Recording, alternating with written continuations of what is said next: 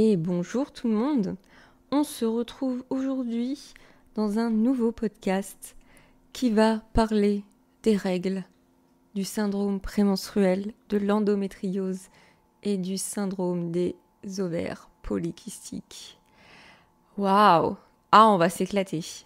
Bon, en vrai, j'avais vraiment envie de parler de ce genre de sujet pour toutes les personnes qui sont menstruées. Je pense ne pas dire de bêtises. Je vais avoir une réaction en mode si on avait pu s'en passer, carrément.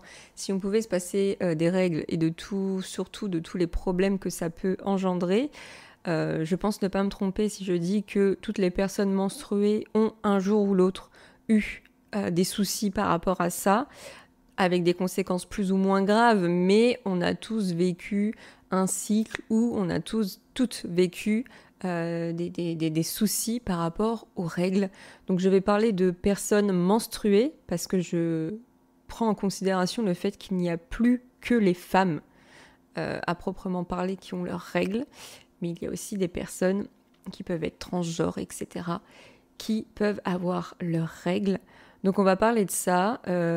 J'incite aussi les hommes à écouter ce podcast parce que en fait, ça peut aider dans votre vie personnelle avec votre conjointe ou avec votre conjoint. Enfin, vous connaissez sûrement des personnes qui ont leurs règles.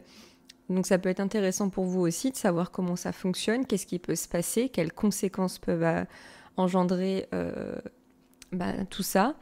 Et aussi pour la culture générale, parce que je me rends compte, en discutant avec des personnes, des amis, et notamment aussi mon conjoint, que les hommes ne savent pas comment fonctionnent les règles, qu'est-ce qui se passe, et les conséquences que ça peut avoir. Donc du coup, c'est assez intéressant. Donc c'est parti.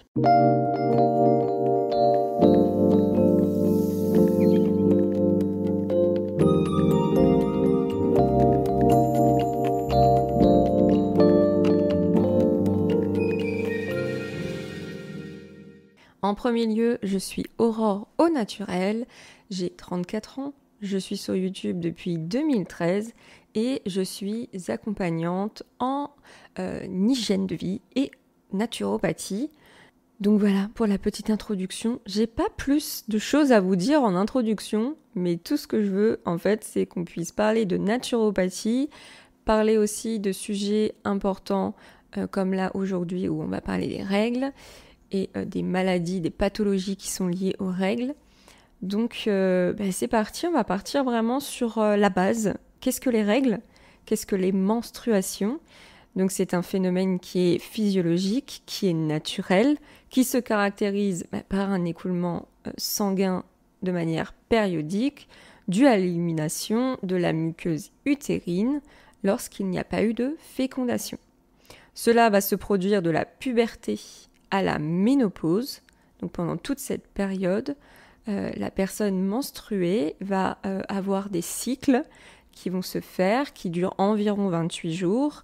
Les règles où l'écoulement de sang va se faire entre 4 et 7 jours en moyenne, si la personne n'a pas de stérilet en cuivre ou d'hormones synthétiques qui aident à réguler le cycle.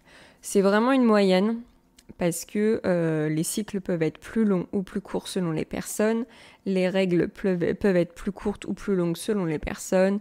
Moi j'ai eu des règles qui atteignaient des fois 10 jours quand j'étais sous stérilet en cuivre. Donc vraiment, ça n'est pas des chiffres, ce ne sont pas des chiffres qui sont à prendre en considération de manière brute, parce que toutes les personnes sont différentes. En 1994, la moyenne d'âge d'arrivée des premières règles était de 12 ans et demi, contre 15 ans en 1850. Cela va tendre vraiment à diminuer de plus en plus, donc les jeunes filles vont avoir, ou les personnes menstruées vont avoir leurs règles de plus en plus tôt, car on a un meilleur état de santé général et aussi le poids est un peu plus élevé pour les jeunes filles de nos jours, et du coup ça induit d'avoir des règles plus tôt. Je vous en parlerai après, mais le poids est très important. Pour parler de moi, j'ai eu mes premières règles à 11 ans. Et ma sœur jumelle un peu avant 11 ans, je crois. Donc déjà, on a eu des règles assez tôt. Comment vous dire que quand on a 11 ans, gérer ça, c'est pas le truc le plus intuitif et le plus sympa. À 11 ans, on n'a pas envie forcément de gérer ce genre de choses. Donc, comment se décompose un cycle menstruel? Ce qu'il faut savoir en premier lieu, c'est que le cycle est régulé par les hormones.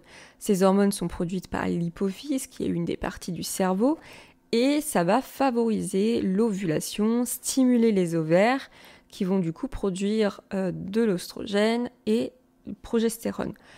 Je vais vraiment simplifier parce que ça sert à rien que je parte vraiment dans les détails, mais c'est pour faire comprendre qu'il y a des hormones et ces hormones vont induire la fabrication des ovules, ça va stimuler l'utérus, ça va stimuler la poitrine pour une éventuelle fécondation, donc ça du coup à chaque cycle. Je vais vous décrire les 3 étapes du cycle menstruel. Il y a 3 phases et dans ces 3 phases, il se passe des choses bien précises et bien importantes. Et surtout, en fait, il y a vraiment des phases où, si vous souffrez de certaines pathologies, ce sont ces phases-là qui vont être les plus sensibles et celles qui vont être atteintes. En premier lieu, il y a la phase folliculaire, donc c'est ce qui va se passer avant la libération de l'ovule. Ça dure entre 13 et 14 jours environ. C'est cette phase qui peut être modifiée selon les femmes au niveau de la durée. Les taux d'hormones, donc quels sont les progestérones et œstrogènes, sont à un niveau assez bas. La muqueuse utérine, donc l'endomètre qui tapisse les parois de l'utérus, est à ce moment assez épaisse et du coup c'est ça qui va se décomposer et s'évacuer et donc déclencher le saignement menstruel. Donc quand les femmes perdent du sang pendant leurs règles, c'est parce que cet endomètre, cette muqueuse utérine, va se décomposer et en fait s'évacuer parce qu'il n'y a pas eu de fécondation de l'ovule. Donc c'est ça que les femmes perdent. Les hormones donc follicules stimulantes vont augmenter légèrement, ce qui va aider à produire plusieurs follicules. Ce sont des petits sacs remplis de liquide qui contiennent chacun un ovule. Lorsque ces hormones vont ensuite diminuer, un seul follicule va produire des œstrogènes. Et on va passer à l'étape suivante, qui est l'étape ovulatoire, qui dure entre 16 et 32 heures. Donc c'est vraiment cette phase où la femme est fertile et il va y avoir du coup cette fabrication d'ovules. L'augmentation légère des hormones donc, vont induire une stimulation de la libération de l'ovule par le follicule, c'est l'ovulation. On va ensuite avoir une diminution d'œstrogène et une augmentation de progestérone, ce qui fait qu'on va passer à la dernière phase, la phase lutéale, qui dure 14 jours. Le follicule qui est rompu et qui a libéré l'ovule va se refermer. Il forme alors ce qu'on appelle le corps jaune, et ce corps jaune va sécréter de la progestérone. Le taux d'œstrogène va augmenter, ce qui va entraîner un épaississement de la muqueuse utérine pour préparer une éventuelle fécondation, donc c'est l'endomètre, ce dont je vous parlais tout à l'heure. Si l'ovule n'est pas fécondé, le corps jaune va dégénérer, la muqueuse utérine aussi, elle va s'éliminer et déclencher donc le début des règles avec un saignement. On débute alors un nouveau cycle qui est le J0 et on revient à la phase folliculaire. Si l'ovule est fécondé par un spermatozoïde, le corps jaune continue à fonctionner, à grossir et on va déclencher du coup un début de grossesse. Il va y avoir nidification en fait, l'endomètre va continuer de grossir et s'épaissir et en fait l'ovule va nidifier et on va démarrer du coup une grossesse. Voilà les 3 phases très simplifiées. Mais pour vous expliquer qu'il y a du coup des hormones qui vont augmenter et diminuer, il va vraiment y avoir ce qu'on appelle un rétrocontrôle. Donc en fait, l'utérus, la poitrine communiquent avec le cerveau et inversement. Et ça aide du coup à augmenter ou diminuer certaines hormones pour passer à l'étape suivante s'il y a fécondation ou pas. Donc voilà ce qui se passe en fait.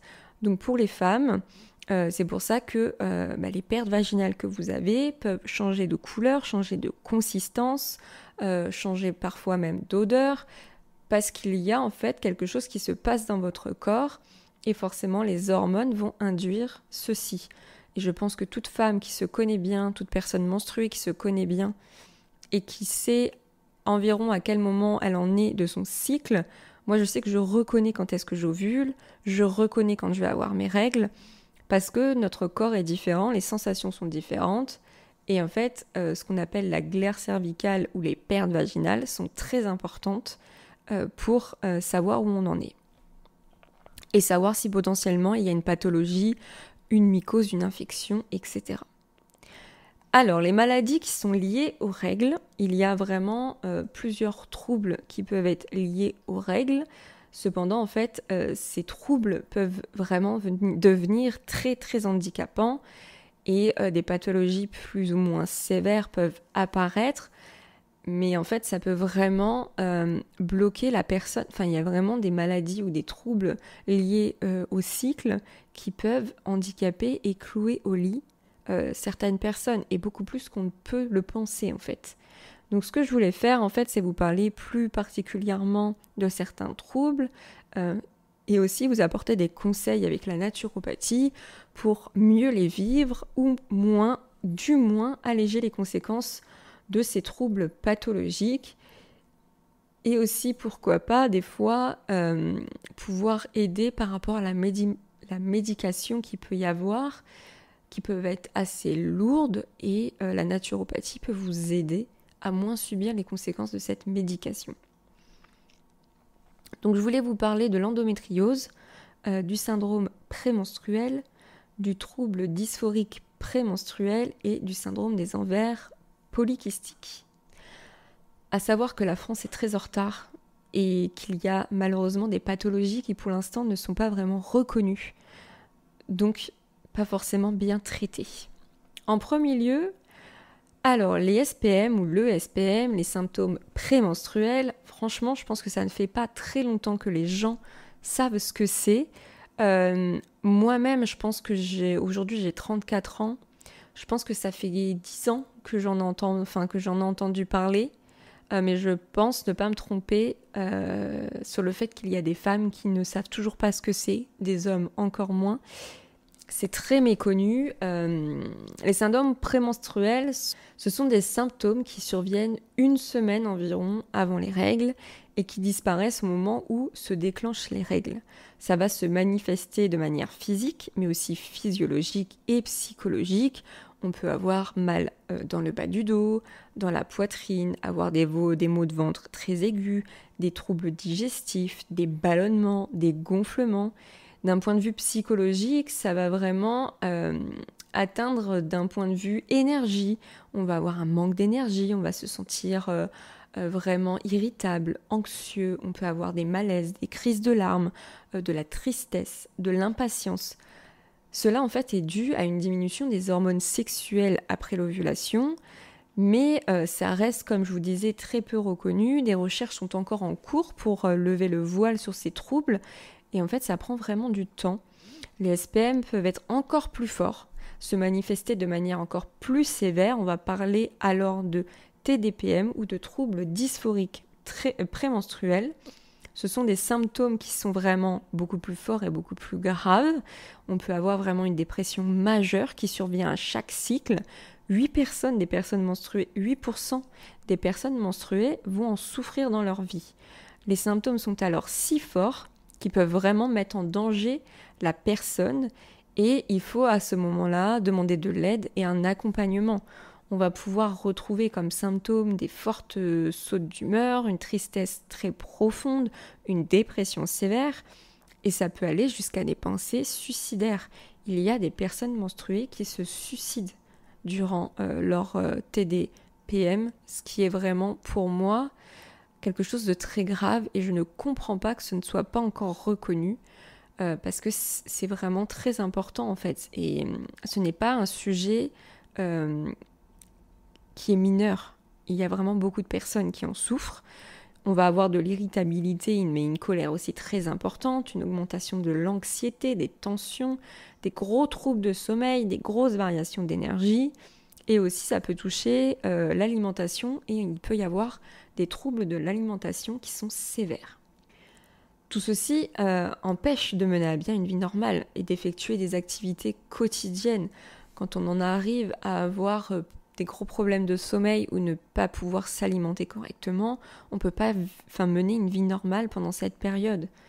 Et en fait, c'est pareil, c'est la résultante au changement des taux d'hormones dans le corps, mais aussi il y a un terrain propice avec différents antécédents qui laissent penser que des personnes sont plus ou moins sujettes à souffrir de ce TDPM, notamment une mauvaise hygiène de vie, trop d'alcool ou trop de café qui sont des stimulants pourraient accentuer ce souci, des traumatismes sévères, du stress, de la négligence, des abus peuvent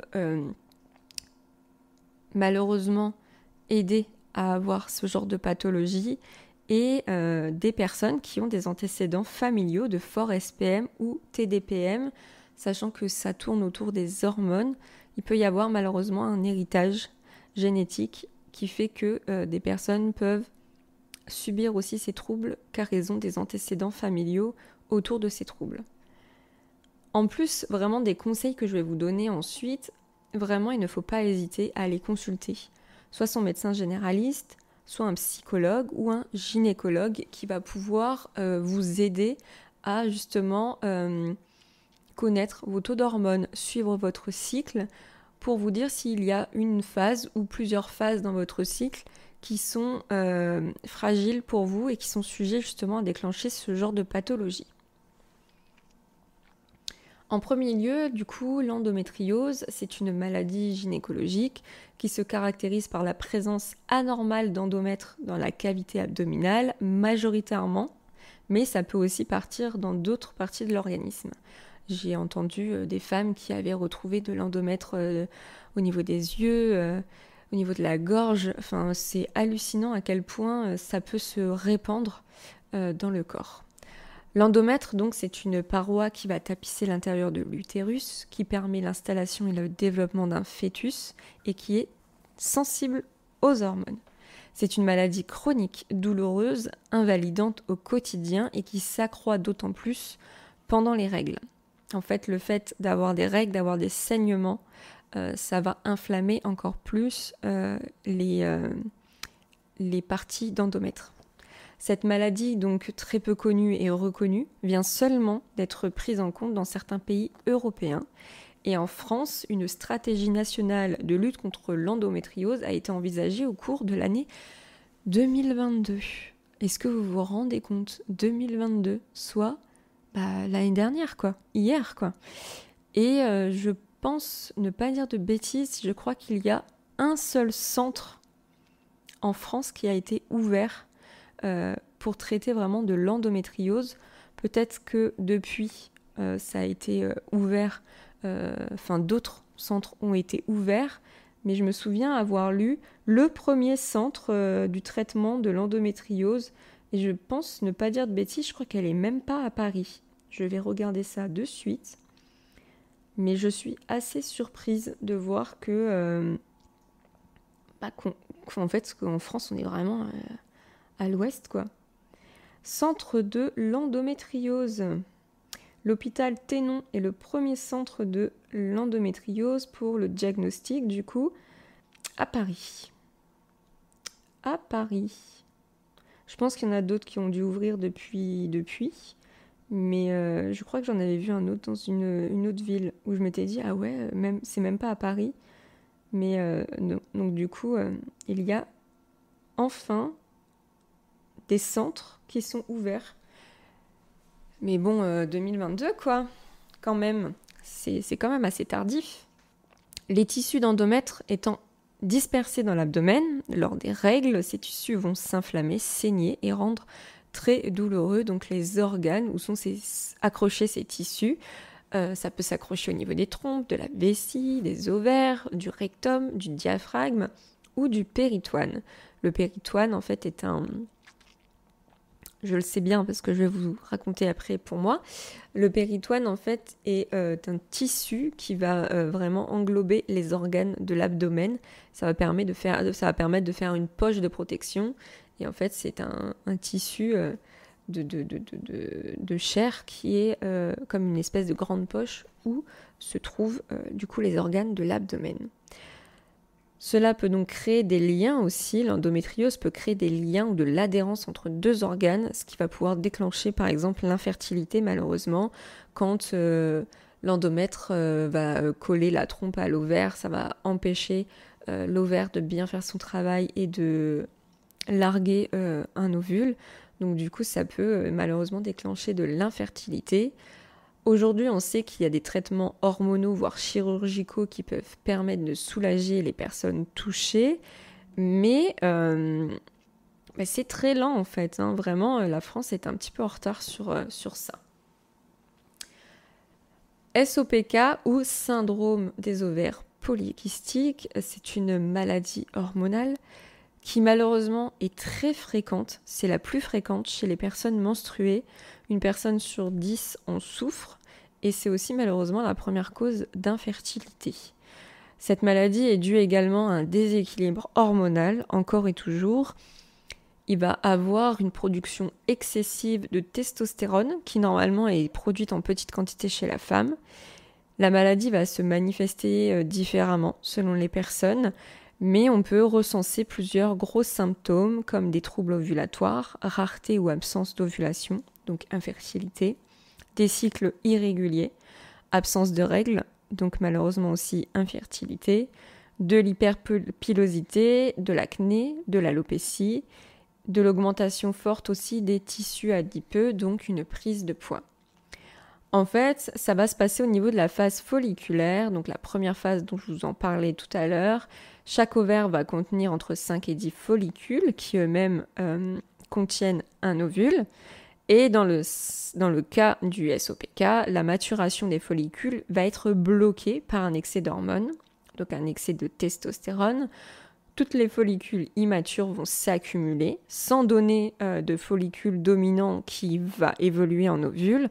Donc en fait, le volume ovarien va augmenter, ce qui est très douloureux et ce qui est dangereux aussi. Et derrière, il ne va pas y avoir d'ovulation et donc potentiellement pas de fécondation. Des antécédents familiaux peuvent être un facteur de risque à développer cette maladie, mais aussi le contact répété avec les perturbateurs endocriniens que l'on peut trouver dans notre environnement. Je pense que les perturbateurs endocriniens, moi j'en ai entendu parler depuis très très longtemps. Ça a été un des sujets dans mes études que j'ai faites où j'ai été très choquée en fait. C'était en 2010, donc on est quand même 13 ans en arrière. Je suis en licence pro à ce moment-là et je fais un dossier sur les perturbateurs endocriniens que l'on peut trouver dans l'eau parce que je travaillais sur un sujet par rapport aux stations d'épuration, comment elles vont devoir évoluer avec l'évolution de nos consommations de produits, etc. Et en fait, j'ai été très surprise de voir qu'il y avait énormément de perturbateurs endocriniens dans notre environnement, à travers les papiers, les tickets de caisse, le plastique, à travers les compartiments alimentaires en plastique, les plats préparés avec du plastique que vous faites chauffer au micro-ondes, les molécules du plastique vont partir dans l'alimentation que vous allez manger. Donc en fait, c'était hallucinant pour moi. Tout ce qui était plastique, donc une certaine famille de plastique, et aussi tout ce qui était au niveau des tickets de caisse, ce sont des choses qu'on manipule tous les jours. Et j'avais fait une étude sur le fleuve Saint-Laurent, du coup au Canada, et des chercheurs avaient remarqué que certains poissons changeaient de sexe, de genre, durant leur vie plusieurs fois, suite au déversement de certaines eaux des stations d'épuration qui se déversaient donc dans le fleuve Saint-Laurent et qui déversaient des particules de microplastiques, mais aussi des perturbateurs endocriniens autres. Ça pouvait être aussi les femmes qui prennent des pilules ou des hormones de synthèse. Quand vous partez uriner, l'eau des toilettes part aussi jusqu'à la station d'épuration pour être traitée et repartir dans notre réseau. Et en fait, certaines stations d'épuration ne savaient pas encore comment traiter les hormones synthétiques qui se retrouvaient dans l'eau. Et en fait, ces hormones revenaient après dans le réseau d'eau et vous buvez l'eau du robinet et vous reprenez une dose d'hormones synthétiques, que ce soit les hommes, les femmes, les enfants, ce qui a déclenché en fait des conséquences au niveau des développements hormonaux. On a vu des enfants devenir de plus en plus matures sexuellement, où la puberté était très tôt, parce qu'il y avait trop d'hormones dans notre environnement, et c'est encore le cas. Mais aujourd'hui, on a avancé, il y a des choses qui se sont mises en place, mais j'ai vraiment été très surprise de voir que les perturbateurs endocriniens étaient très présents et à concentration assez élevée. À long terme, le SOPK va déclencher une prise de poids, des troubles de la glycémie. Ça va augmenter aussi malheureusement le risque du cancer de l'endomètre et une infertilité. Il faut donc faire attention à son hygiène de vie. Un traitement existe pour gérer les fluctuations d'hormones, mais la base pour moi, vraiment, c'est de faire attention déjà à son hygiène de vie, contrôler son poids, contrôler ce qu'on mange, faire attention à toutes ces sources de perturbateurs endocriniens dont je vous parlais plus tôt. Maintenant que je vous ai présenté de manière succincte ces maladies, la naturopathie dans tout cela, comment ça peut aider, comment on peut pouvoir amoindrir certains symptômes. Ça va vraiment aider aussi à gérer les traitements, comme je vous disais, parce qu'il peut y avoir des traitements assez lourds. Et c'est pourquoi j'avais envie de vous faire un guide et de vous aider à vous soulager de différents maux liés à ces pathologies gynécologiques qui malheureusement influencent le quotidien de millions de personnes menstruées. Ce qu'il faut savoir, c'est que nous, les femmes ou les personnes menstruées, tous les jours, notre cycle induit notre quotidien, influence notre quotidien. Il n'y a pas un jour où ce cycle, vous n'y pensez pas parce qu'en fait, ça fait partie de votre vie au quotidien. Les hommes, c'est un peu plus simple. Il y a des pics d'hormones, il y a ces pulsions, et ça redescend, et après, ça sera jusqu'à la prochaine pulsion. Je ne dis pas que les hommes ne souffrent pas non plus, parce qu'il y a aussi des pathologies liées à des problèmes de taux d'hormones, de testostérone, etc. Je ne dis pas qu'ils n'ont pas de soucis, mais en fait, c'est beaucoup moins lourd qu'une personne menstruée qui a un cycle où tous les jours, il se passe quelque chose dans le corps. C'est un peu comme une... J'avais vu un reel sur ça, sur Insta, où je m'étais dit « Waouh, c'est tellement ça et ça me parle bien ». Cette personne disait que le cycle des personnes menstruelles, c'est un peu comme les phases de la lune. Chaque phase de la lune, quand vous regardez la lune tous les jours, moi j'adore regarder la lune, vous ne la voyez jamais identique.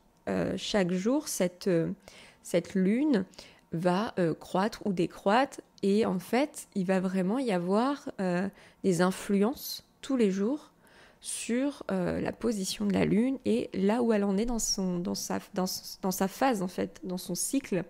C'est pareil pour les personnes menstruées. Chaque jour est différent et chaque jour va donner une autre approche au cycle. Et après, il y a la pleine lune, il y a la nouvelle lune et il y a les phases décroissantes et croissantes. Et je trouvais cette analogie aux phases de la lune avec les phases du cycle menstruel très sympa et très parlante. Donc je vais vous donner une liste de compléments alimentaires, d'huiles essentielles ou de plantes, de phytothérapie, liées à la phytothérapie en lien avec les pathologies gynécologiques que je vous ai énumérées. On n'oublie pas que les huiles essentielles contiennent des molécules très actives, très concentrées, mais surtout très puissantes. Donc on respecte les doses et les modes d'utilisation et les durées d'utilisation. Ça va de même pour les autres compléments alimentaires que je vais vous donner. Il y en a certains qui sont assez puissants, donc on ne joue pas avec. C'est pas parce que ce sont des plantes ou des racines qu'il faut se dire que c'est quelque chose simple à utiliser. Ce n'est pas le cas, c'est très sérieux, il faut faire attention. Pour le syndrome prémenstruel, je voulais vous parler de différentes huiles essentielles qui vont pouvoir vous aider pour les douleurs diverses, bas du dos, poitrine, ventre, etc. L'huile essentielle de basilic tropical est un antispasmodique puissant. Ça va du coup aider vraiment à calmer les spasmes, les douleurs aiguës et soudaines. C'est une huile essentielle aussi qui a des vertus antalgiques et anti-inflammatoires. Donc ça va vraiment être une huile essentielle un peu couteau suisse qui va vous aider pour différents maux. On le mélange à une huile végétale, comme de l'huile d'amande douce, et on applique sur le bas du ventre, le bas du dos, la poitrine. Mais la poitrine, je vais vous en parler, il y en a une autre aussi qui est très très bien. L'huile essentielle d'estragon, c'est pareil, c'est quelque chose qui est très calmant, et qui va être vraiment un calmant au niveau de la sphère digestive. C'est une huile essentielle qui est très intéressante pour les douleurs prémenstruelles, que ce soit pour maux de ventre, troubles digestifs, problèmes au niveau de la vessie aussi. Donc elle sera appliquée sur le ventre, mélangée aussi à une huile végétale. Pour les maux de ventre, l'huile essentielle de camomille romaine. C'est une huile essentielle qui contient des molécules antalgiques et qui possède des vertus préanesthésiantes. Ça peut calmer du coup aussi les spasmes digestifs. Donc elle sera appliquée sur l'abdomen, idem, mélangée à une huile végétale, jamais pure. Pour les troubles digestifs, si vous avez envie d'avoir quelque chose au quotidien qui peut vous aider, je vous conseille la camomille romaine. Moi, c'est quelque chose que je faisais à une époque où j'avais vraiment des gros problèmes au niveau des intestins qui étaient induits par mon stérilet, mais je vous en parlerai après. Donc, vous allez, en plus c'est assez simple, vous allez prendre de l'eau chaude, pas trop bouillante, de l'eau chaude. Vous allez mettre quelques fleurs entières de camomille séchées. Vous allez pouvoir trouver ça dans la pharmacie, dans les boutiques bio, dans le côté infusion, avec tous les petits sachets en papier craft, et vous avez plein de plantes ou de fleurs. Et en fait, ça va vraiment vous aider à gérer les troubles digestifs quand vous avez le début des règles et que le corps, il sait plus ce qui se passe. Donc soit vous mettez 2-3 fleurs dans une tasse, vous laissez infuser 10 minutes dans de l'eau frémissante et après vous buvez. Vous pouvez le faire plusieurs fois par jour, ou sinon vous faites une bouteille, un thermos. À noter que le goût est un peu amer, donc je vous conseille de mettre une petite cuillère de miel ou un produit sucrant parce que c'est assez amer. Pour la poitrine, l'huile végétale d'onagre est très très bonne. C'est fait à partir des graines de la plante et ça peut vraiment être utilisé en massage pour soulager les douleurs des seins, les seins tendus, les seins gonflés qui font mal. Vous pouvez l'utiliser pur et masser votre poitrine avec. Il existe aussi des compléments alimentaires qui contiennent de l'huile d'onagre si vous voulez en fait plutôt prendre en anticipation et prendre plutôt quelque chose plutôt que de vous masser si vous n'êtes pas très à l'aise avec le fait de vous masser la poitrine parce que vous avez déjà mal et que vous n'avez pas forcément envie d'y toucher. Donc il existe aussi des compléments alimentaires. Pour le soutien émotionnel, l'huile essentielle de Fragonia va pouvoir aider et stabiliser la sphère émotionnelle. Donc c'est vraiment une alliée pour stabiliser les émotions, pour aider aussi à manifester l'énergie féminine. Elle apporte réconciliation, harmonisation de son soi intérieur. Elle peut être diffusée seule ou avec la titri qui va vraiment vous aider à gérer vos passages à vide dus au SPM. À noter que vous pouvez l'utiliser hors SPM, mais moi je vous le conseille du coup pour cette période-là.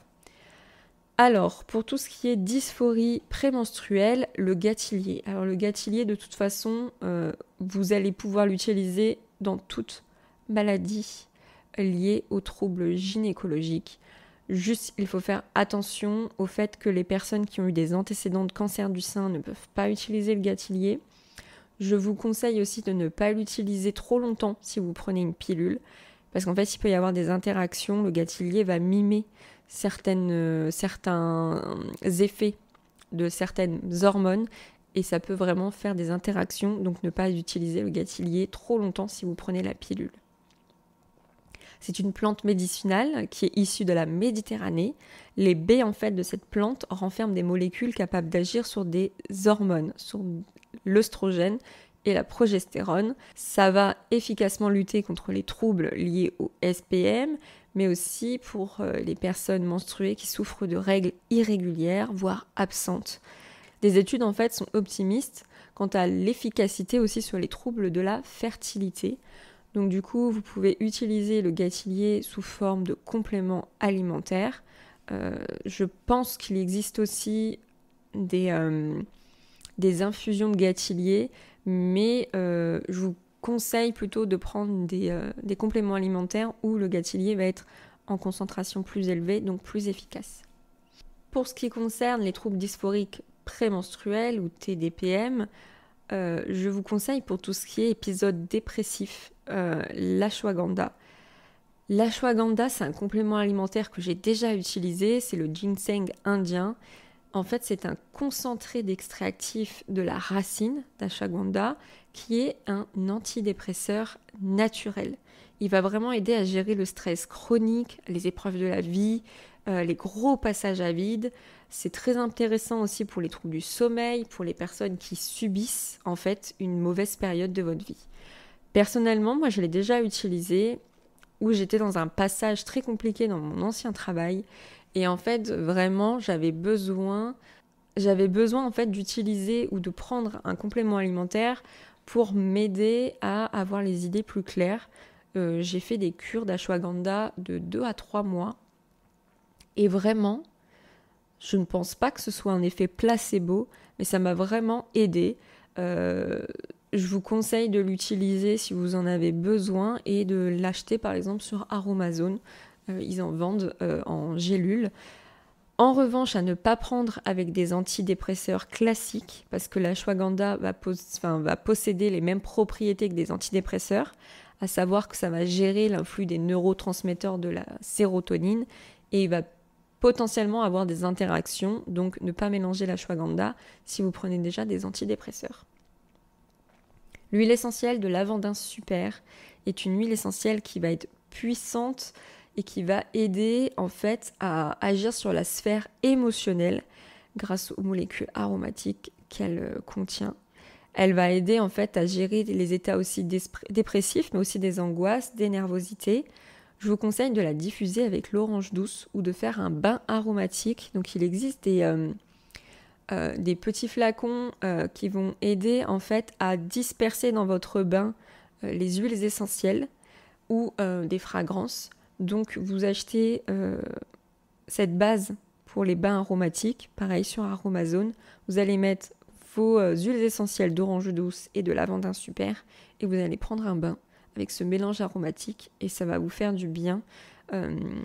Il faut vraiment vous aider à accueillir les bienfaits de cette huile essentielle. Donc moi je vous conseille de faire vraiment une petite routine au niveau d'un bain ou si vous la diffusez, vous la diffusez, vous vous mettez avec votre plaid dans votre canapé, vous lisez un livre ou vous buvez une boisson chaude ou vous regardez votre série, mais vraiment prenez le temps d'accueillir, de mettre en place cette petite routine pour vous aider à aller bien dans ces moments qui sont compliqués. Il faut vraiment mettre en place un espèce de rituel pour vraiment vous aider à faire une pause et à accueillir les bienfaits des huiles essentielles, des compléments alimentaires ou d'une boisson avec des compléments ou des plantes qui vont vous faire du bien. Encore une fois, le gâtillier, c'est vraiment très important d'utiliser ce complément alimentaire pour vous aider à aller mieux pendant ces périodes-là parce que il va vraiment atteindre des endroits de votre cerveau. Les principes actifs de cette plante va agir sur votre hypophyse. Donc ça va vraiment agir ensuite sur la production des hormones sexuelles comme la progestérone ou l'hormone lutéinisante qui va du coup induire l'ovulation. Donc cette plante va vraiment aider au bon fonctionnement du cycle menstruel. Il ne faut pas oublier que les hormones sont vraiment la source de toutes ces étapes. De manière combinée, ça va aussi induire une meilleure gestion de votre état émotionnel. Comme ça va gérer certains taux d'hormones dans le corps, forcément, ça va aussi influencer votre état de bien-être général. Donc comme je vous disais, on n'utilise pas le gâtillier si vous avez des antécédents de cancer du sein et si vous utilisez la pilule, ne pas l'utiliser trop longtemps. Vous l'utilisez 3 semaines, 1 mois, vous faites une fenêtre thérapeutique d'1 mois et vous recommencez. Pour l'endométriose, on va utiliser une huile essentielle qui va aider à gérer les troubles du cycle, la sauge sclarée, qui contient du scléréol, qui est un alcool, qui va en fait aider à avoir des effets similaires aux œstrogènes. Donc ça va aider à réguler les cycles menstruels. C'est une huile essentielle qui est recommandée pour les personnes qui ont des règles douloureuses, mais aussi pour des personnes qui souffrent d'absence de règles, comme ça peut arriver pendant l'endométriose. On peut la mélanger à une huile végétale et on fait un massage doux au niveau du bas du ventre. L'armoise aussi est une plante qui referme des flavonoïdes qui sont des molécules qui vont avoir des qualités anti-inflammatoires et aussi immunostimulantes. Donc ça va booster votre système immunitaire. Concernant l'endométriose, ça va aider à gérer les spasmes aussi dus aux douleurs grâce à d'autres molécules qui s'appellent les lactones que l'armoise contient. Au niveau de la gestion des lésions endométriales, donc du coup de ces parties d'endomètre qui sont répandues dans votre corps et qui créent des lésions, je vous conseille la curcumine, donc qui est la molécule active du curcuma, qui est une poudre avec des super actifs. Vraiment, ça va contribuer à avoir des réponses antioxydantes, mais surtout aussi anti-inflammatoires dans votre corps. La curcumine va pouvoir aider le corps à réguler les molécules qui vont induire l'inflammation dans votre organisme et donc ça va aussi aider fortement votre système immunitaire. Mais en fait, cette molécule active va permettre aussi de mieux réguler et notamment de diminuer les niveaux d'œstrogènes dans le corps, couplé à la réduction de l'inflammation. Les lésions endométriales vont donc être mieux gérées. Je vous conseille de les utiliser, de prendre de la curcumine sous forme de gélule. Comme ça, vous allez avoir vraiment une dose beaucoup plus intéressante et beaucoup plus importante, qui est donc une dose recommandée pour aider à gérer les lésions endométriales. Vous pouvez aussi utiliser le curcuma dans vos repas, mais en fait, ce n'est pas avec l'assaisonnement et les quelques grammes que vous allez mettre sur votre viande ou sur vos pâtes que ça va vraiment régler le problème. D'autant plus que le curcuma colore beaucoup les plats, etc. Et notamment, ça va aussi colorer les dents. Donc, c'est vraiment plus sympa à utiliser et plus efficace à utiliser en tant que complément alimentaire, quoi. Je vous conseille aussi de prendre du gâtillier, comme je vous ai dit plus tôt, au niveau des bienfaits du gâtillier. Pour gérer les spasmes et vraiment les grosses douleurs que peut engendrer l'endométriose, il y a l'achillée millefeuille, qui est une plante commune qu'on trouve en Europe. C'est une plante vraiment qu'on peut trouver même sur les trottoirs. J'en ai moi sur mon trottoir derrière chez moi. Elle est intéressante pour gérer les troubles gastro-intestinaux qui va être liés à l'endométriose parce qu'il y a des liaisons endométriales qui peuvent se loger au niveau des intestins, du côlon, du rectum et ça va vraiment entraîner des spasmes et des fortes douleurs. L'achillée millefeuille va donc aider car elle contient des flavonoïdes qui va bloquer une des étapes de fabrication des œstrogènes et du coup ces œstrogènes qui vont inflammer et faire travailler l'endomètre et donc les lésions endométriales que vous allez avoir partout dans le ventre. Ça va vraiment shunter et bloquer cette étape et aider à diminuer les douleurs. Elle peut être prise sous forme liquide comme la teinture mère qui est un concentré en fait des molécules de la plante, mais aussi sous forme de gélules et aussi en infusion. Je vous conseille, si vous souffrez d'endométriose et de fortes douleurs, de prendre soit la teinture mère à mélanger dans de l'eau et à boire toute la journée ou sous forme de gélules. Concernant le syndrome des ovaires polykystiques, donc si vous avez des absences de règles, l'huile essentielle de persil est reconnue pour avoir des propriétés emménagogues, donc c'est-à-dire qu'elle va réguler les menstruations en les stimulant. Si vous mélangez à une huile végétale et que vous appliquez au niveau du bas du ventre, il y aura du coup un contact direct avec votre ventre, ça va pouvoir partir ensuite au niveau des ovaires et stimuler l'ovulation, les menstruations. Le maca aussi, qui est une plante qui provient du Pérou, a vraiment été mis en avant dans plusieurs recherches de phytomédecine. Elle contient beaucoup de stérol, qui permettent en fait une stimulation assez significative du système endocrinien et donc un rééquilibre au niveau des hormones, ce qui favorise l'ovulation chez les personnes qui ont une absence ou vraiment des règles très compliquées. Toutes ces plantes, tous ces molécules, ces compléments alimentaires dont je vous parle peuvent être vraiment combinés avec des traitements de la médecine classique, à voir s'il n'y a pas d'interaction, toujours faire attention à ça. Je suis consciente en fait des personnes, les personnes qui vont souffrir de très gros symptômes, qui vont avoir des pathologies très, très sévères et qui vraiment sont à des stades de douleur où je sais bien que ces plantes, ces compléments alimentaires, c'est pas en prenant une infusion de telle ou telle plante que tout va par magie disparaître. Je sais que des troubles peuvent être très très forts et qu'on peut essayer plein de choses et que malheureusement ça ne vous aide pas. Néanmoins, je sais, parce que je suis passée par là et je vais vous parler de moi juste après, je sais que la combinaison des compléments alimentaires ou des compléments un peu plus naturels avec une médication plus classique peuvent vraiment vous aider à moins subir et à diminuer certains troubles ou certains effets indésirables de ces traitements.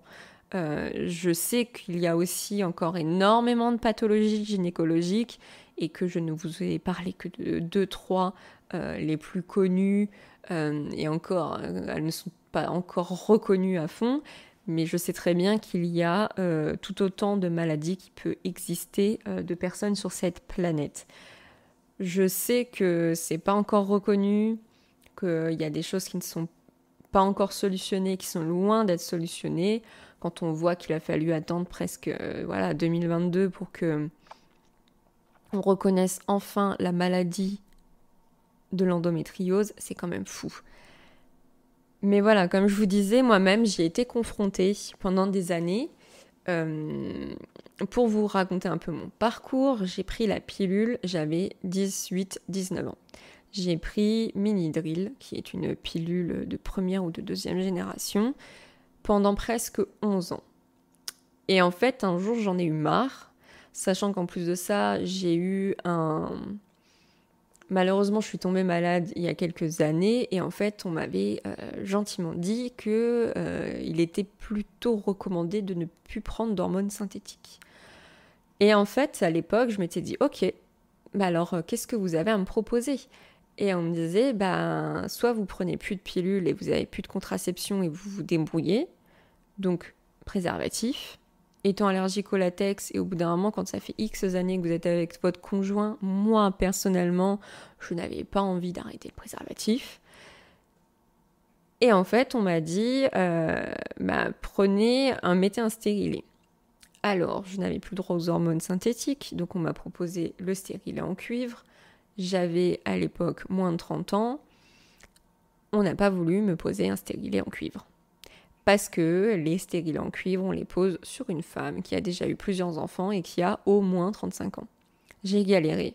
J'ai réussi à trouver quelqu'un qui m'a posé un stérilet en cuivre.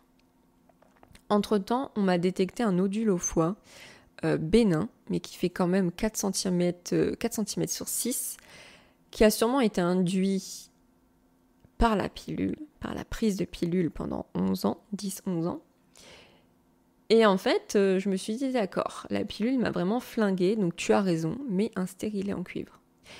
Et ce qui s'est passé, en fait, à l'époque, je voulais déjà me faire opérer, parce que je ne voulais pas d'enfant, mais on n'a pas voulu. Donc j'ai mis ce stérilet en cuivre, et ce stérilet en cuivre, en fait, a inflammé mon corps, a inflammé mes intestins. J'ai subi, vraiment, j'ai été tranquille 1 an. Et en fait, au bout d'1 an, je subissais, mais vraiment très fortement mes règles. Avec des douleurs atroces, avec un flux d'une abondance hallucinante. J'en avais des vertiges et des nausées, tellement je perdais de sang. Il suffisait que je me levais de ma chaise et en fait, je voyais des étoiles. Donc j'ai vraiment subi pendant des années. Et en fait, au bout d'un moment, je dis, c'est bon, quoi. J'enlève ce fucking stérilet en cuivre. Mais qu'est-ce que je fais derrière ? Parce que moi, mon but, c'était vraiment de me faire opérer. Quand je dis me faire opérer, c'est contraception définitive ou stérilisation. J'en parlerai dans un prochain podcast, parce qu'en fait, c'est ce que j'ai fait. Et lors de mon opération, mon chirurgien, gynécologue, après mon opération, m'a dit « Vous aviez 2 ou 3 points d'endomètre sur votre péritoine, ce qui déclenchait sûrement, en plus de votre stérilet en cuivre, les douleurs, les spasmes, les règles abondantes, voire hémorragiques que vous subissiez. » Et là, je me suis dit, attends, c'est quand même fou parce que j'ai eu des gros problèmes au niveau des intestins. J'ai fait X scanners, j'ai fait X IRM, échographie pelvienne, échographie intravaginale, endovaginale, donc à l'intérieur. Et à aucun moment, on m'a décelé de l'endométriose. On m'a toujours dit que tout était normal, que je somatisais fortement mes douleurs. En gros, que j'exagérais, que les douleurs étaient normales pour une personne qui a des règles, que mon stérilet en cuivre pouvait peut-être potentiellement me faire un peu plus de mal parce que c'est un métal, que ça inflamme. Enfin, en gros, on me disait, mais tout est normal, de quoi tu te plains, t'es une femme, c'est normal que t'aies mal pendant que tu aies tes règles. Et en fait, non, j'avais de l'endométriose. À savoir que le stérilet en cuivre accroît malheureusement vos problèmes d'endométriose, si vous en avez déjà. Et en fait, j'ai été soulagée, mais en même temps, j'ai été frustrée et un peu en colère. Et le gynécologue qui m'a opérée est une pépite. Et il m'a dit, je suis vraiment désolée pour ce que vous avez subi. Je suis désolée que mes confrères, consoeurs ne vous aient jamais écouté, entendu et soutenu. Et je lui ai dit, c'est pas grave. S'il a fallu attendre 4 ans et qu'on en arrive à ce stade où enfin je suis tranquille, soit. Mais en effet, c'est complètement frustrant. Et je pense qu'il y a des personnes qui, comme moi, sont encore en errance médicale et ne comprennent pas d'où viennent les douleurs. Mais ça rend fou, hein. Vraiment, les douleurs rendent fou. Et en fait, ça impacte, ça influe votre vie. Vous êtes esclave de votre cycle. Et c'est quand même dommage parce que c'est quelque chose de naturel, c'est quelque chose qui va être là jusqu'à votre ménopause. Autant que ça se passe pour le mieux. Et autant que vous ayez des personnes qui puissent vous aider, dont c'est le métier. Mais après, comme dit plus tôt, c'est quelque chose qui n'est pas encore vraiment reconnu. Donc vraiment, cette conclusion que je veux vous faire, c'est écoutez-vous. Quand vous sentez qu'il y a quelque chose qui ne va pas, quand vous sentez vraiment que quelque chose ne tourne pas rond et qu'on vous dit mais c'est dans votre tête, c'est normal, machin, persistez. À un moment ou à un autre, vous allez trouver une personne, vous allez trouver le bon documentaire, vous allez trouver le bon article qui va vous guider et vous dire « Ah, mais c'est peut-être ça ». Et ne lâchez pas. On a la chance en France d'avoir un système médical où on peut être facilement remboursé en totalité ou en partie sur ce genre de choses, les scanners, les radios, etc. Ça prend du temps, ça prend de l'énergie, mais vous avez encore X dizaines, vingtaines, trentaines d'années à vivre. Et c'est ce que je me disais, mais si je subis autant à 30 ans, mais qu'est-ce que ça va être dans 10 ou 20 ans ? Je ne vais pas m'en sortir, quoi. Et j'ai eu raison de continuer. Donc, écoutez-vous. Vraiment, insistez. Et qui mieux que vous, en fait, pour savoir ce qui est normal, ce qui est bon ou pas pour vous, dans votre propre corps, en fait, vous le sentez. Donc ne lâchez pas l'affaire et allez voir différentes personnes, même si c'est compliqué, même s'il faut attendre. Je sais, moi aussi, hein. J'ai attendu des mois et des mois, mais j'ai réussi. Donc vous êtes aussi capable de réussir. Croyez en vous et il faut que vous vous sentiez bien dans votre corps. C'est tout ce qu'il faut, en fait. Votre corps est votre vaisseau jusqu'à la fin de votre vie. Donc il faut en prendre soin et il faut réussir à savoir ce qui va et ce qui ne va pas. J'ai longtemps divagué, je suis désolée. J'espère que ça aura apporté des choses bénéfiques pour vous. Dans mon e-book, vous allez pouvoir retrouver tout ce que je vous ai dit aujourd'hui dans ce podcast, avec un tableau récapitulatif de tous les compléments alimentaires, les plantes, les huiles essentielles que je vous ai énumérées, sachant que je vous ai énuméré certaines plantes pour certains maux ou pour certaines maladies. Si vous sentez que cette plante peut aider le symptôme dont je vous ai parlé, prenez-le. C'est pas parce que vous ne souffrez pas de telle ou telle maladie que j'ai parlé d'une certaine plante pour le SOPK alors que vous ne souffrez pas d'SOPK. Si ça vous semble correct pour un de vos symptômes, prenez-le. Faites attention à la posologie, faites attention aux interactions si vous avez déjà un traitement en cours, mais je vous conseille de vous écouter et de tester.